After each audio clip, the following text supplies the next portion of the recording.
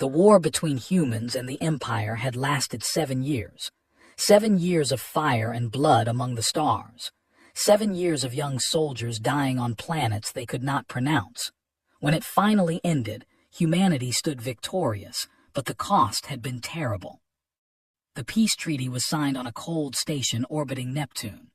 The Emperor, a massive creature with scales like polished obsidian and wings that spread wider than 3 men standing together, pressed his claw to the document with barely hidden rage. His empire had never lost a war before. His ancestors had conquered 100 worlds, and now these small, soft, wingless creatures had brought him to his knees. The treaty demanded many things: territory, resources, trade rights, but the final demand was the oldest tradition in galactic politics, a hostage of royal blood. Emperor Al had 14 children, princes and princesses with strong wings and bright scales, each one a perfect example of beauty and power.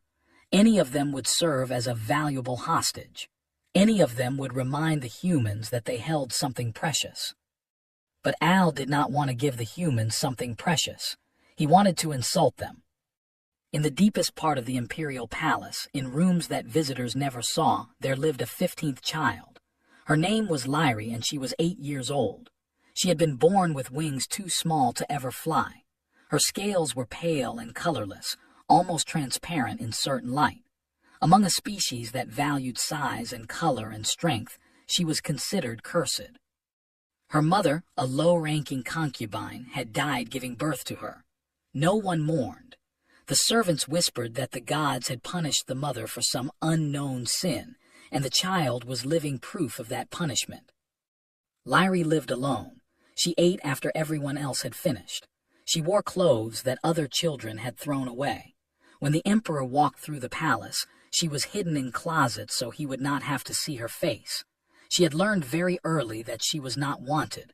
She had learned to be silent, to be small, to be invisible. When the emperor announced that a royal child must go to Earth, his advisors began preparing one of the princes. But Al stopped them with a wave of his massive claw. "No," he said, and his voice was like rocks grinding together. "Send the broken one. Send Lyri." His advisors were confused. "But your majesty, the humans will see this as an insult. They asked for a royal hostage, not a defective." The emperor smiled, and it was not a kind smile. "Exactly. Let them have our garbage. Let them see what we think of them. They are too stupid to know the difference anyway." And so Lyri was taken from her tiny room. She was given a single bag of belongings. No one said goodbye. No one told her what was happening or where she was going. She was put on a ship and sent across the stars to a blue planet she had never seen. Captain Park stood on the observation deck of the orbital station, watching the transport approach. She was 42 years old, with gray beginning to show in her black hair. Her uniform was crisp and perfect, decorated with medals from battles she tried not to remember. 3 years ago, her husband had died in the war. His ship had been destroyed over a moon whose name she had since forgotten. She had wanted to die too for a while, but she had kept living, kept fighting, kept serving. It was all she knew how to do. Today, her assignment was simple: receive the hostage and transport them to a diplomatic facility in Seoul. The child would be housed comfortably, educated properly, and used as insurance for good behavior. It was politics. It was routine. The transport docked with a heavy clang that echoed through the station, straightened her uniform, and walked toward the airlock, followed by 2 junior officers. The airlock opened with a hiss of pressurized air. Expected guards, attendants, perhaps a translator. She expected ceremony, even if it was hostile ceremony. Instead, a single small figure stumbled through the doorway. Lyri was small for her age, painfully thin. Her scales, which should have gleamed with health, were dull and flacking. Her wings hung limp against her back, no larger than a human child's hands.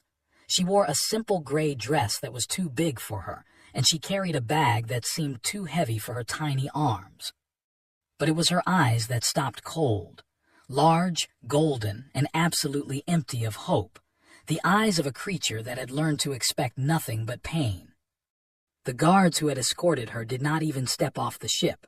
One of them shoved her forward, and she stumbled, nearly falling. "The Emperor's gift to the Terran Republic," the guard announced with obvious contempt. Then the airlock closed, and the transport began to pull away.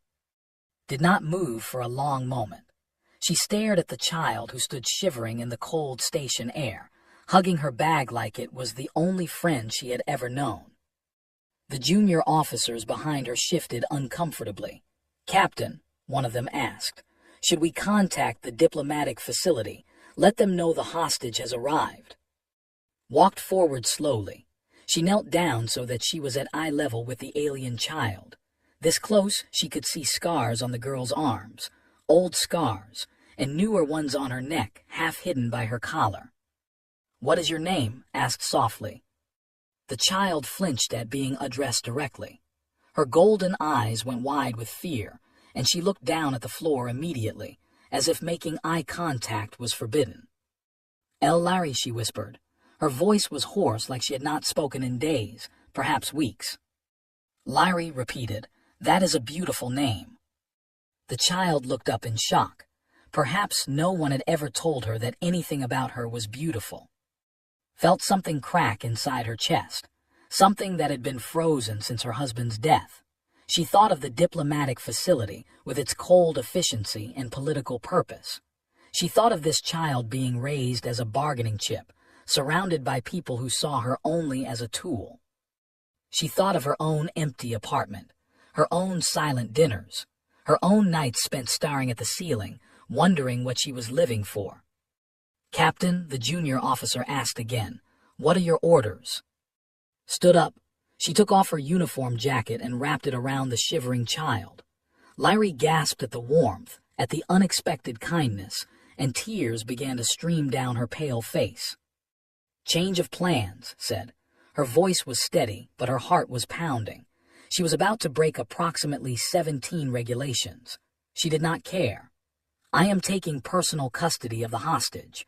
Contact the diplomatic corps and inform them that Princess Lyrie will be housed with a registered military guardian until further notice." "But Captain, the protocols." "I know the protocols, Lieutenant. I helped write them." She looked down at the crying child and did something she had not done in 3 years. She smiled. Sometimes protocols need to be broken. She held out her hand to Lyrie. The child stared at it, not understanding. No one had ever offered her a hand before. "Come with me," said gently. "I am going to take you home." Lyrie did not know what that word meant. Home. She had never had one, but something in this human woman's eyes made her want to find out. Slowly trembling, she reached out and took his hand. It was warm, warmer than anything she had ever felt. And for the first time in her 8 years of life, Lyrie felt something strange and terrifying bloom in her chest. It was hope. The first week was the hardest. His apartment was small but comfortable, located on the 32nd floor of a building inn. It had a view of the ocean, which sparkled under the Korean sun. 2, it was simply home. To Lyrie, it was a palace beyond imagination. But the child did not know how to live in it. On the first night, prepared the guest bedroom. She put fresh sheets on the bed, soft blue ones that smelled like flowers. She placed a glass of water on the nightstand and left the door slightly open so light from the hallway could enter. "This is your room," she told Lyrie. "You can sleep here." Lyrie stared at the bed like it was a trap. In the palace, she had slept on a thin mat in a storage closet. Beds were for important people. Beds were not for ones like her. "I cannot," she whispered. "Why not?" Lyrie could not explain. She did not have the words. She simply stood there, shaking her head, her small wings pressed flat against her back in fear. Did not push. She simply said, "Okay, sleep wherever you feel safe." In the morning, she found Lyrie curled up on the floor beside the bed, using her bag as a pillow. Meals were another battle. Would set food on the table, delicious things she had learned to cook from her father, and Lyrie would not eat. She would stand in the corner of the kitchen, watching, waiting. "Are you not hungry?" asked. "I must wait," Larry said, "until you are finished. Then I can have what is left." His heart broke a little more. She pulled out a chair and patted it gently. "In this house we eat together, at the same time, from the same food." Larry looked at her with those golden eyes full of confusion. "But I am not worthy." "You are worthy," said firmly. "You are worthy of a seat at my table. Now please sit down. The soup is getting cold." It took 3 days before Larry finally sat at the table. It took a week before she stopped flinching every time moved suddenly. It took 2 weeks before she said more than 5 words at a time. But slowly, very slowly, things began to change. His father came to visit on the 3rd week. He was 71 years old, with a round belly and a laugh that could fill any room. He had been a chef for 40 years before retiring, and he still cooked like he was feeding an army. When he saw Larry, he did not stare at her scales or her tiny wings. He looked at her thin frame and clicked his tongue in disapproval. "This child is too skinny," he announced. "What have you been feeding her? Rocks, air." "Father, I have been trying." "Trying is not enough. Step aside. Let a real cook work." He took over the kitchen like a general commanding a battlefield. Within an hour, the apartment was filled with the smell of sizzling meat, bubbling stew, and fresh rice. Larry watched from the doorway, her eyes wide. Noticed her watching and waved her over. "Come, come, do you want to learn?" Larry hesitated. In the palace, she was not allowed in the kitchens. She was not allowed anywhere important. But simply grabbed her hand and pulled her gently toward the stove. "Here, hold this spoon. Stir the pot. Slowly, slowly. Good. You are a natural." Larry stirred the pot. The warmth of the steam touched her face. The smell was incredible, better than anything she had ever experienced. "What is this?" she asked. "Kimchi," said proudly. "The best food in the universe. Do not let anyone tell you otherwise." For the first time since arriving on Earth, Larry smiled. Saw it and his old eyes grew soft. He patted her head gently, careful of her small horns. "There it is," he murmured.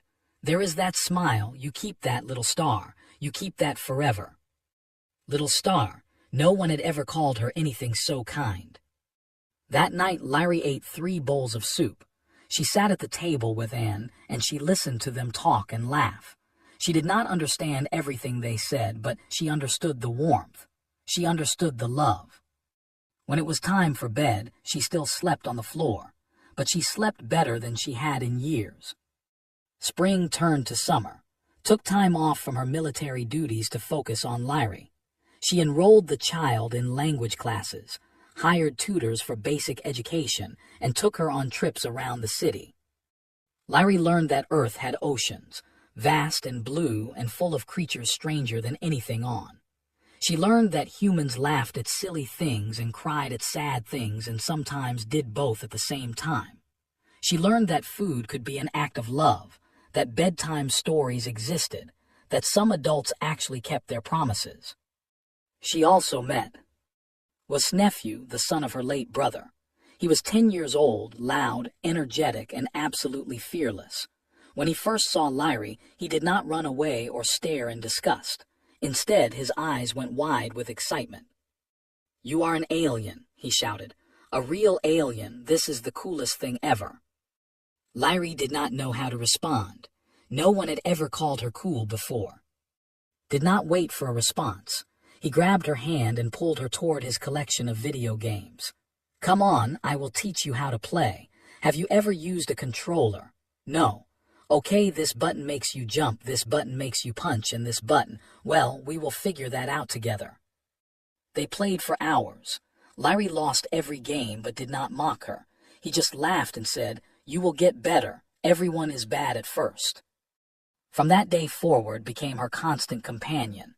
He taught her about Earth music, Earth movies, Earth sports. He took her to the beach and showed her how to build. He introduced her to his friends at school, proudly announcing, "This is my cousin Larry. She is an alien princess. Yes, a real one. No, you cannot touch her wings, that is rude." One day, a boy at school called Larry the Emperor's trash. He said it loudly in front of everyone. laughing at his own cruel joke. Punched him in the face. He got suspended for 3 days, had to leave work early to pick him up.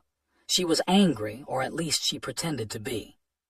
Violence is not the answer, she told him sternly. Crossed his arms. He insulted my sister. Paused. She is not technically your sister. Yes, she is, said simply. She is family, and family protects each other.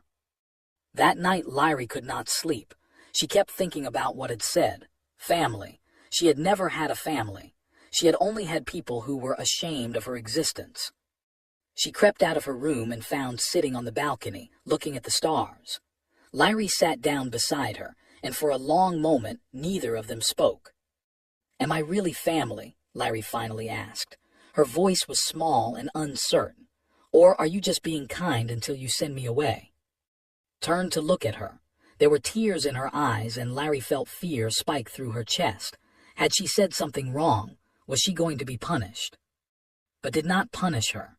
Instead, she pulled Lyrie into a hug, the first real hug Lyrie had ever received. You are family, whispered. You have been family since the moment I saw you, and I will never ever send you away. Lyrie burst into tears. Months of fear and confusion and desperate hope all poured out of her at once. She cried until she had no tears left, and through it all held her. I want to stay, Lyrie sobbed. I want to stay here forever. Then stay, said. This is your home now. 2 weeks later, filed the adoption papers.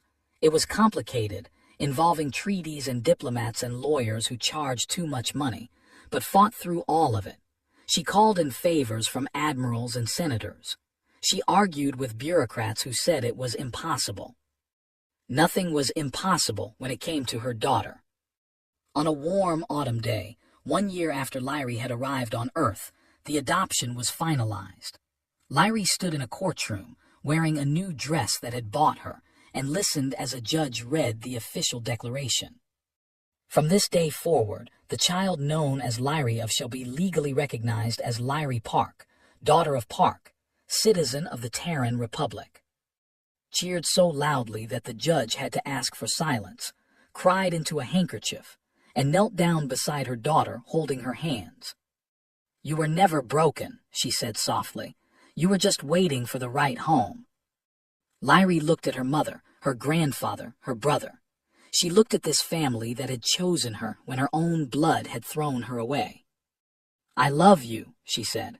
It was the first time she had ever said those words to anyone. Smiled through her tears. I love you too, little star. Outside the courthouse, the sun was shining. Lyrie tilted her face toward the warmth and spread her small wings, letting the light catch them.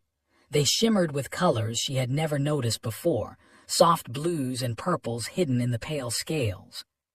She was not broken. She never had been.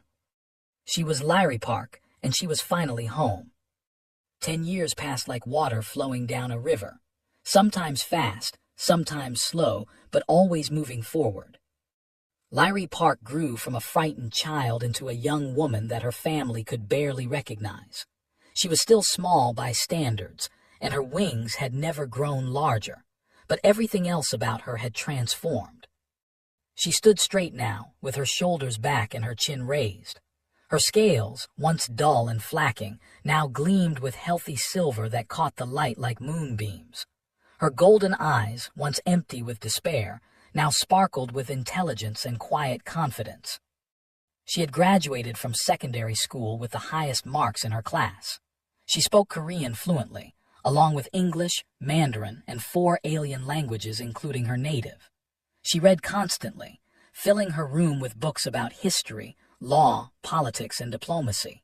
While other teenagers worried about parties and dating, Lyrie worried about interstellar trade agreements and refugee rights. You study too much, told her one evening. He was 20 now, training to be a pilot in the Terran fleet. He had grown tall and handsome with their grandfather's easy laugh. You need to relax sometimes, have fun, meet people. Lyrie looked up from her textbook. I do meet people. I met 3 ambassadors last week at the university lecture. Groaned. That is not what I mean, and you know it. But Lyrie simply smiled and returned to her reading. She knew what she wanted, and it was not parties or romance. She wanted to make a difference. She wanted to prove that the broken princess the Emperor had thrown away could become something more than anyone imagined. At 18, she was accepted into the Terran Diplomatic Academy, the most prestigious school for future diplomats and negotiators. The acceptance rate was less than 3%. Thousands of humans applied every year, and only a handful were chosen. Lyrie was the first alien ever admitted. The news caused controversy. Some people celebrated it as a sign of progress, proof that humanity welcomed all species equally. Others protested, calling it unfair, political, dangerous. How could they trust even an adopted one? What if she was a spy? What if this was all a trick? Lyrie ignored the protests. She had learned long ago that some people would hate her no matter what she did. The only thing she could control was her own actions. She arrived at the academy on a bright spring morning, carrying a single bag just like she had 10 years before. But this time, she walked with purpose instead of fear. This time, she knew exactly who she was. The academy was harder than anything she had faced before. The classes were intense, covering everything from galactic history to negotiation psychology to crisis management. The professors were demanding, accepting nothing less than perfection. The other students were brilliant, competitive, and sometimes cruel. Lyrie faced discrimination from the first day. Some students refused to sit next to her in class. Others made comments about her wings, her scales, her alien smell. One professor openly questioned whether she had the mental capacity to understand human diplomatic traditions. She proved them all wrong. Her first major assignment was a simulated trade negotiation with a classmate playing an unreasonable alien delegate. Most students struggled, losing their temper or making too many concessions. Lyrie remained calm throughout. She listened carefully to every demand. She asked questions that revealed the true motivations behind the positions. And then she proposed a solution that gave both sides what they actually needed, even though it was different from what they originally wanted. The professor stared at her in silence for a long moment after the simulation ended. Then he said, "That was the most elegant negotiation I have seen in 15 years of teaching." Word spread quickly. The alien girl was not just good, she was exceptional. By her second year, professors were asking her to help tutor struggling students. By her third year, she was invited to observe real diplomatic meetings as a learning experience. By her fourth year, she was writing academic papers that were published in respected journals, with senior diplomats citing her analysis in their own work. But she never forgot where she came from. Every weekend, she traveled home to have dinner with her family. Grandpa, now 81, still cooked enormous meals that could feed a dozen people. His hair had gone completely white and his movements had slowed, but his laugh was still the same. He called her Little Star every time he saw her, and every time it made her heart warm. Had been promoted to Admiral, one of the highest ranks in the Terran fleet. Her hair was more gray than black now, and she walked with a slight limp from an old injury. But she was still the same woman who had wrapped her jacket around a shivering child in a cold space station. She was still the woman who had looked at something the universe called broken and seen something beautiful instead. Had become a decorated pilot, following in the family tradition. He was stationed on a carrier near the outer colonies, but he sent video messages every week, full of jokes and complaints about the food and questions about whether Lyrie had found a boyfriend yet. "I am too busy for romance," she always replied. "That is what Mom says about you," answered. "She is worried you will turn into an old scholar who only talks to books. Books do not judge me for having small wings. Neither do people who are worth your time. Think about it, little sister." She thought about it, but the truth was she was afraid. She had spent so many years learning to trust her family that the idea of trusting anyone else terrified her. What if she opened her heart and they saw the broken creature the Emperor had thrown away? What if the confidence she had built was just a mask that could shatter at any moment? These fears kept her awake at night sometimes, but she never let them stop her from moving forward. On the day of her graduation, Larry stood on stage in front of hundreds of people. Her family sat in the front row. Grandpa was crying already, even though the ceremony had not started, was trying to look dignified and failing, had managed to get leave from his posting, and he was holding a sign that said, "That is M.Y.'s sister," in large letters. Larry was the top graduate of her class. She gave a speech about cooperation, understanding, and the possibility of building bridges between species. She talked about her own journey, from unwanted child to diplomat. She talked about the humans who had given her a chance when her own people had thrown her away. "I was told I was broken," she said, her voice clear and strong. "I was told I was worthless. I was told I would never amount to anything. But a human woman looked at me and saw something different. She saw possibility. She saw potential. She saw a person worth loving." She paused, looking directly at. "She taught me that worth is not something you are born with. It is something you build every day through your choices and your actions." The audience applauded. Many of them were crying. Even some of her former critics had tears in their eyes. After the ceremony, a woman in an elegant suit approached Larry. She introduced herself as ambassador, the head of the Terran diplomatic delegation to the Galactic Council. "I have been watching your career with great interest," Ambassador said. "You have remarkable talent. I would like to offer you a position on my team." Larry's heart raced, but she kept her expression calm. "I would be honored to serve, Ambassador." "Good, because I have a difficult assignment for you." The ambassador's eyes were serious. "The Galactic Council has announced a summit to renegotiate the post-war treaties. The Empire will be sending a delegation. The Emperor himself will attend." Larry felt ice spread through her chest. The Emperor, her biological father, the man who had called her garbage and sent her away as an insult. "I want you on our team," Ambassador continued. "Your knowledge of culture and politics is invaluable, but I need to know if you can handle it. Can you face him?" Larry thought about everything she had experienced, the hunger and fear of her childhood, the warmth of her grandfather's kitchen, the strength of her mother's embrace, the loyalty of her brother's friendship. She thought about who she had been and who she had become. "Yes," she said, "I can face him." That night she called to tell her the news. Her mother listened in silence, and Larry could hear the worry in her breathing. "I want to come with you," said. "I can take leave. I can be there to support you." "No," Larry said gently. "I need to do this alone. You have already given me everything I need. You taught me how to be strong. You taught me how to stand up. Now I need to show the galaxy what you built." There was a long pause. Then's voice came through, thick with emotion.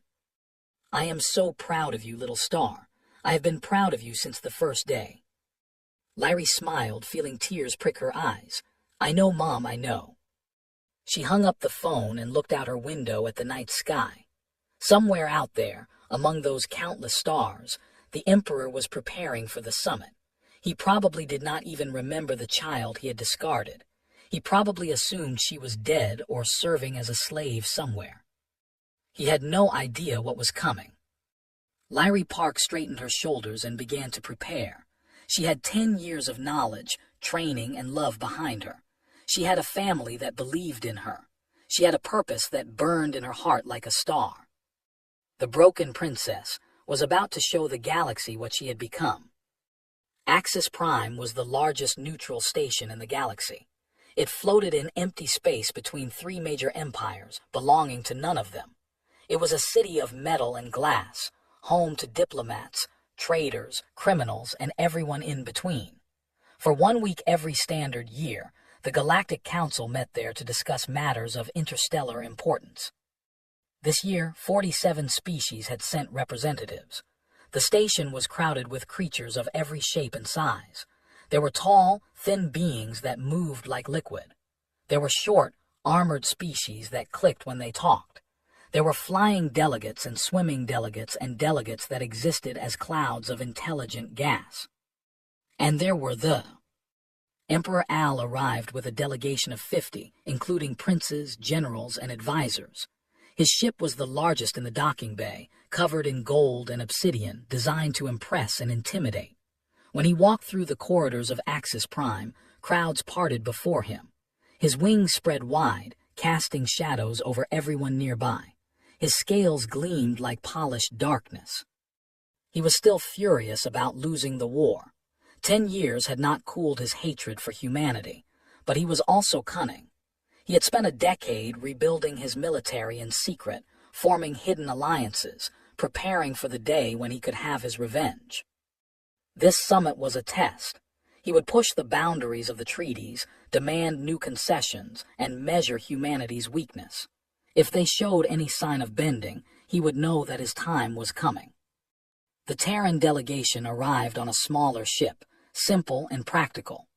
Ambassador led the team, accompanied by senior diplomats, legal experts, military advisors, and one junior delegate that no one paid attention to. Lyrie Park wore the standard Terran diplomatic uniform, white jacket, dark pants, silver buttons. She had tied her hair back neatly and polished her scales until they shone. She looked professional, composed, and completely unremarkable. That was exactly what she wanted. She followed the delegation through the station, observing everything with careful eyes. She noticed the way other species looked at the humans, some with respect, some with fear, some with barely hidden contempt. She noticed the security arrangements, the exits, the hidden cameras. She noticed which delegates were talking to which others and what their body language revealed. She was not nervous. She had spent 10 years preparing for this moment. She knew culture, politics, and law better than most did. She knew her father's weaknesses, his pride, his blind spots. She knew exactly what she needed to do. But when she finally saw him, her heart still stopped. The opening ceremony was held in the Grand Chamber, a massive room with transparent walls that showed the stars on all sides. Representatives from all species gathered in a circle, arranged by power and prestige. The humans were placed on one side, the on the other. Lyrie stood at the back of the Terran group, partially hidden by taller delegates. She watched as Emperor Al took his place on a raised platform, surrounded by his children. His real children. The princes and princesses with their strong wings and bright scales, looking down at everyone else with inherited arrogance. For just a moment, Lyrie felt like she was 8 years old again, small, worthless, broken. Then she took a deep breath and remembered who she was now. She was Lyrie Park, daughter of Park, citizen of the Terran Republic. She had earned her place here. She had nothing to be ashamed of. The ceremony began with formal introductions from each delegation. When the Terran representative finished speaking, the Emperor's eyes swept across the human group with obvious disdain.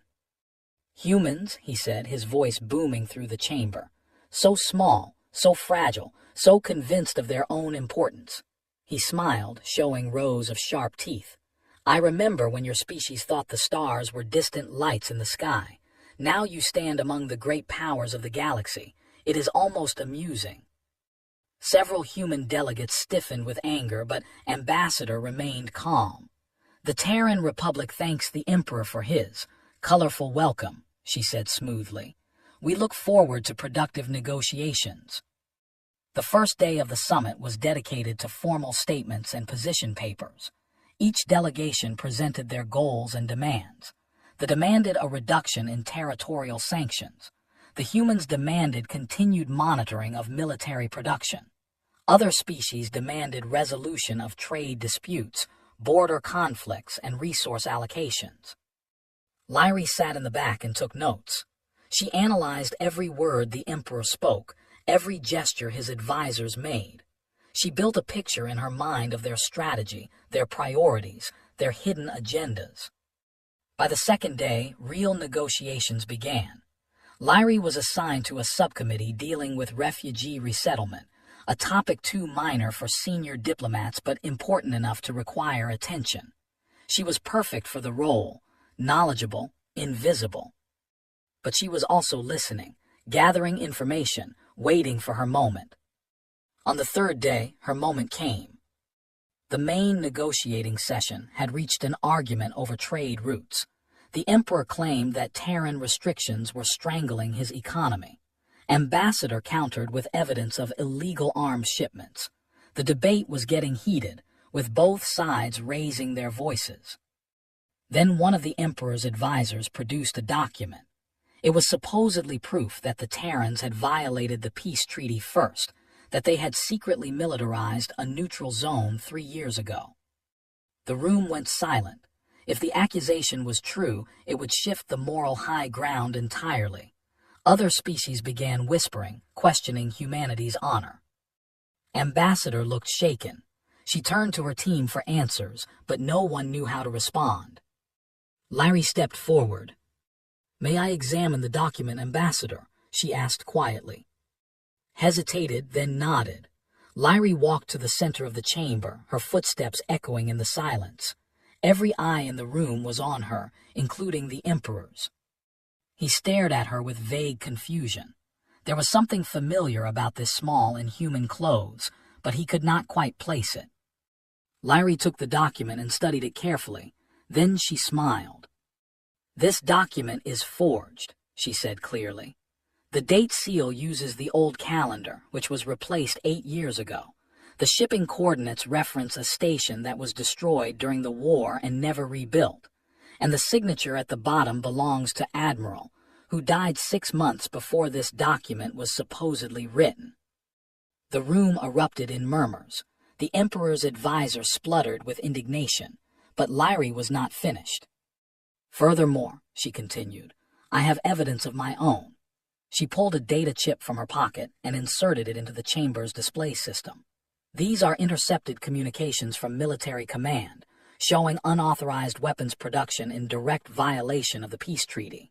These are satellite images of hidden shipyards in the system, and these are financial records tracing illegal arms sales to 3 different species, including 2 that are currently at war with each other." The evidence filled the screens around the chamber. Numbers, images, communications, all carefully organized and impossible to deny. The Emperor's face went pale with rage. His advisors scrambled to respond, but there was nothing they could say. "The Empire has been secretly preparing for war," Larry said, her voice carrying to every corner of the room.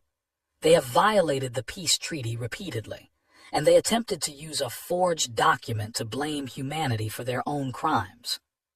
The Emperor rose from his platform, his wings spreading wide with fury. "Who are you?" he demanded. "How dare a minor delegate speak in these proceedings? How dare you accuse me without authority?" Larry met his eyes without flinching. "My name is Lyri," she said. "Princess Lyri of the Bloodline, daughter of Park, delegate of the Terran Republic." She paused, letting the words sink in. "You sent me away 18 years ago as an insult to humanity. You called me broken. You called me garbage. You thought I would amount to nothing." Recognition finally dawned in the Emperor's eyes. His face twisted with shock, then disgust, then something that might have been fear. "You," he breathed, "the defective one, you should be dead." "I should be many things, according to you," Lyri replied calmly. "But I am here instead. I am alive, I am educated, and I am presenting evidence of your crimes to the Galactic Council." She gestured to the screens around her. "Did you forget that I grew up in your palace? I know how your government works. I know where you hide your secrets, and I have spent 10 years learning how to find them." The Emperor tried to regain control. "This is an outrage. This child has no authority. Her evidence is fabricated. She is a traitor to her own species." But the council was no longer listening to him. They were looking at the evidence on the screens. They were whispering to each other in 100 different languages. They were realizing that the Emperor had been lying to them for years. Ambassador stood up, her composure fully restored. "The Terran Republic moves for an immediate vote on expanded sanctions against the Empire, pending full investigation of the evidence presented." The vote was held within the hour. 41 species voted in favor. 4 abstained. Only 2 voted against, both of them allies. The Emperor stormed out of the chamber, his delegation trailing behind him in humiliation. As he passed Lyri, he stopped and leaned close. "You think you have won," he hissed. "You are still nothing. You are still the broken child no one wanted, and I will make you pay for this. Lyrie looked up at the creature who had haunted her nightmares for 18 years, the monster who had made her childhood a misery, the father who had never loved her. She felt nothing but peace. You threw me away because you thought I was worthless, she said quietly. But you gave me to the one species in the galaxy that sees worth in everyone. They raised me. They loved me. They taught me that true royalty is not about blood or power or the size of your wings. She smiled. It is about how you treat others, especially the ones the universe calls broken. She turned and walked away, leaving the Emperor standing alone in the corridor. Behind her, she could hear the council delegates talking excitedly about the day's events. The young woman in the Terran uniform, the evidence that had exposed an empire's lies, the moment that had shifted the balance of power in the galaxy. But Lyrie was not thinking about politics or power. She was thinking about home. She was thinking about Grandpa's cooking and his ridiculous jokes and her mother's warm embrace. She had done what she came to do. She had faced her past and won. Now it was time to go home. The transport from Axis Prime to Earth took 3 days. Lyrie spent most of that time sleeping, eating, and staring out the window at the passing stars. She felt emptied out, like a vessel that had finally poured out everything it had been holding. She had received hundreds of messages since the summit, journalists wanting interviews, politicians wanting to meet her, diplomats from other species wanting to understand how she had obtained her evidence. The Terran government wanted to give her medals. Universities wanted to offer her positions. Everyone, it seemed, wanted a piece of the young woman who had humiliated an emperor. Lyrie ignored all of them. There was only one place she wanted to be, and it was not in front of cameras or on stages receiving applause. It was in a small apartment inn, with the people who had loved her when she was nobody at all. The transport landed at the spaceport on a rainy afternoon. Lyrie walked through the terminal, her bag over her shoulder, looking like any other traveler coming home. A few people recognized her from the news and pointed, but she kept walking. She had learned long ago how to be invisible when she wanted to be. The apartment building looked exactly the same as she remembered. 32 floors of concrete and glass, with laundry hanging from some balconies and plants growing on others. It was not beautiful by most standards. It was not grand or impressive. But it was home. She took the elevator to the 32nd floor and stood in front of the familiar door. She could smell cooking from inside. Grandpa was making something. Her heart swelled with so much love that she thought it might burst. She knocked. The door flew open almost immediately. Stood there, still in her admiral's uniform, with tears already streaming down her face. She must have been tracking the transport. She must have been waiting by the door for hours. "Mom," Lyrie said, and then she was wrapped in her mother's arms, held tight against the warmth that had saved her life 18 years ago. They stood there for a long time, not speaking. They did not need words. They had never needed words. Finally, a gruff voice called from inside the apartment. "Are you going to stand in the doorway all day? The fish stew is getting cold." Lyrie laughed through her tears and walked inside. The apartment was warm and bright, filled with the smell of cooking and the sound of laughter. Grandpa stood in the kitchen, pretending to be annoyed but unable to hide the tears in his own eyes. And there, sitting on the couch with the biggest grin she had ever seen, was. "I got emergency leave," he said, standing up. "Did you really think I was going to miss this?" Lyrie ran to him and threw her arms around her brother. He hugged her back, lifting her off the ground like he used to do when they were children. "I watched the whole thing," he said. "The summit, the confrontation, everything. The guys in my unit kept saying, 'That is your sister.' And I kept saying, 'Yes, that is my sister and she is amazing.'" "Put me down," Lyrie laughed. "I am not a child anymore." "You will always be my little sister," said, but he set her down gently. "Even if you are apparently a galaxy-famous diplomat now." They ate together, all 4 of them around the small table that had seen so many meals over the years. Grandpa had made all of Lyrie's favorites, The spicy fish stew, the dumplings, the sweet rice cakes. He kept piling more food on her plate, insisting that she was too skinny, that diplomacy was clearly not feeding her enough. They talked about everything and nothing, complained about his commanding officer, who he claimed was allergic to fun. Grandpa told stories about customers from his restaurant days, the same stories Lyrie had heard 100 times but still loved. Talked about her latest project, some classified mission she could only hint at. No one talked about the summit. No one talked about the emperor or the evidence or the sanctions. Those things belonged to the outside world, and this was home. Here, Lyrie was not a famous diplomat or a former princess. She was just a daughter, a granddaughter, a sister. After dinner, produced a bottle of wine that he proudly announced was terrible but expensive. They drank it anyway, laughing at how bad it was. Grandpa fell asleep in his chair halfway through his second glass, snoring peacefully. "Some things never change," said fondly, pulling a blanket over her father. Later, when had gone to bed and Grandpa had been helped to his room, Lyrie and sat on the balcony.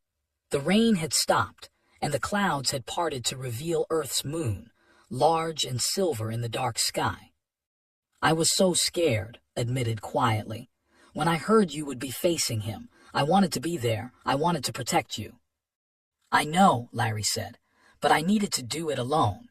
I needed to prove to myself more than anyone that I was not afraid anymore." "And are you not afraid?" Lyrie thought about the question carefully. "I was afraid when I first saw him. For just a moment I was 8 years old again, hiding in closets so he would not see my face." She paused. "But then I remembered who I am now.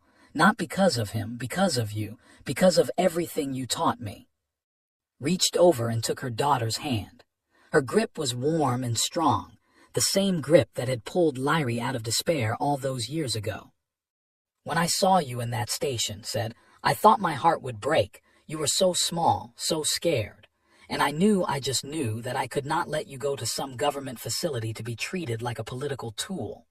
She squeezed Lyrie's hand.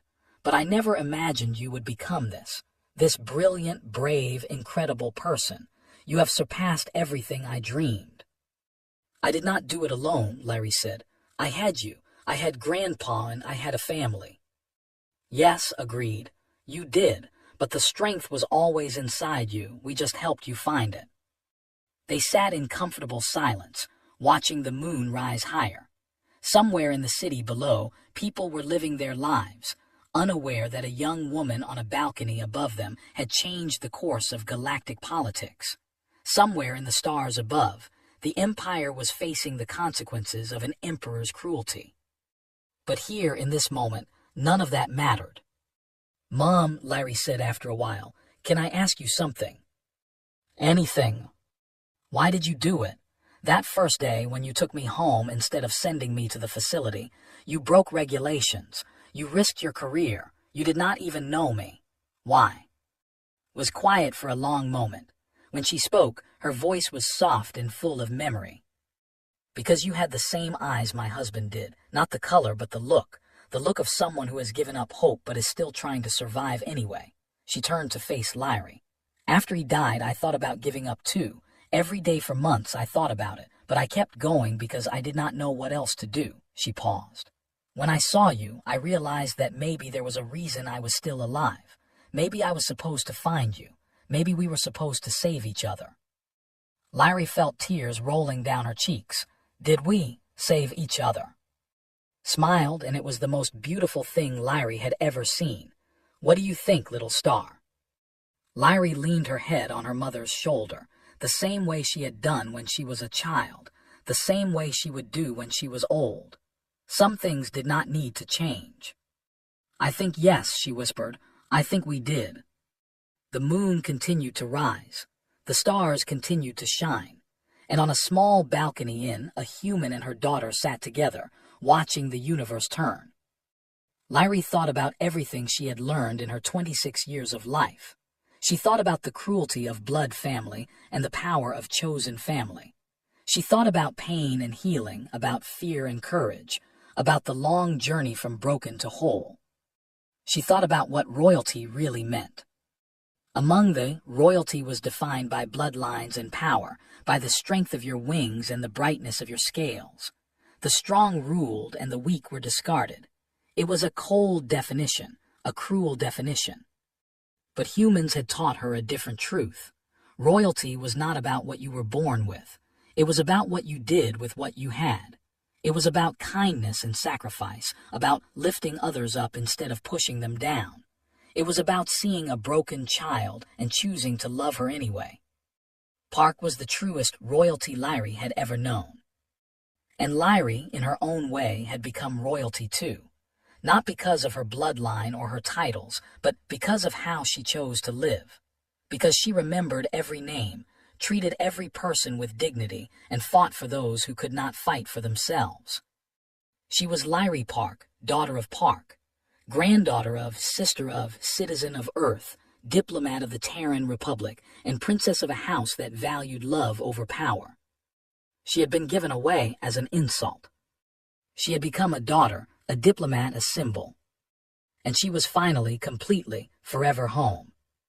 The stars watched over them as they always had, as they always would. And somewhere in the light of those distant suns, the universe whispered a truth that Lyrie had learned long ago. Family is not about blood. It is about who stays.